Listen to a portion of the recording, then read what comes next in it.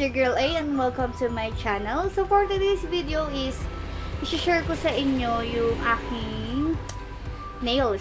So kung paano ko ba ginagawa yung nails ko sa bahay. So pakalawang gawa ko na ng video na to guys. Nakagawa na ako ng video ng how I do my nails at home. So ayan, i-share ko ulit sa inyo, updated na siya. So ito guys, parang mas expert na ako sa paggawa ng nails. Charot, joke lang. Fake nails lang naman to guys. Yung ginagamit ko, marami nagko-comment, saan daw ako. Ilang beses ko na ito nabanggit guys, kahit kapitbahay namin. Sinasabi, saan ka nagpapagawa ng nails mo, or saan ka nagpapadesign, or extension ba yan, or totoo ba yan. So, ayun guys, hindi siya totoo, fake nail siya, at ako lang yung nagde-design sa kanya. Marunong ako mag-nail art guys, kasi marunong ako mag-drawing. So, ayan. Ako lang nagde-nail art dito sa bahay kapag hilig ko talaga mag-design ng mga buhok, mag-design ng kuko noon pa man. So, ayan, kung paano ko ba ginagawa tong nails ko sa bahay, share ko sa inyo kung paano. So, please keep on watching.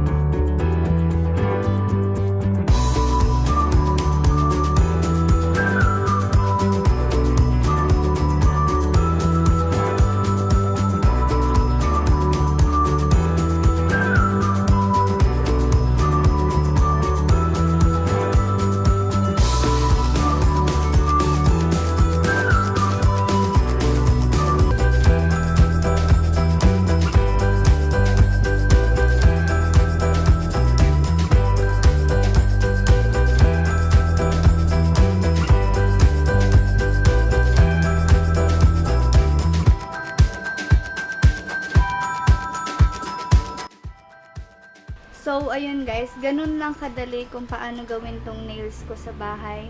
So, sana nag-enjoy kayo sa video na ito. Ayun, so, see you guys next time. Bye-bye! Well guys, marami nagkakagusto sa inyo nitong nails ko na mukhang totoo daw. So, makaka-order na kayo sa aking shop kasi na shopandreagalang.com, nails by Andrea Galang. So, ayun. Doon nyo siya mabibili ng 150 pesos lang. So, ayun. Pero pag may design, iba na yung price niya. So, pwede kayo mag-DM sa akin doon or mag-inquire kung magkano yung prices. Pero ang start talaga ng price ko is 150 pesos for clear or white na nails. Or, ayun. Kasama nag-glue. Set na siya.